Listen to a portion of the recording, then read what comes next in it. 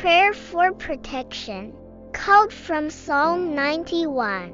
I live under God's care, and He keeps me safe. God is my protector, my strong place. I trust Him, and He takes care of me. He saves me from danger, and keeps me from harm. He covers me like a big, warm blanket. I am safe under His wings.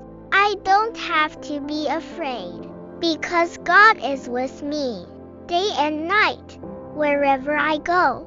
Even when bad things happen, they won't hurt me, because God is watching over me. His angels guard me and keep me safe. They help me when I need them. God loves me, and I love Him. When I call for help, He answers me. He will always be with me, and He will keep me safe forever. Amen.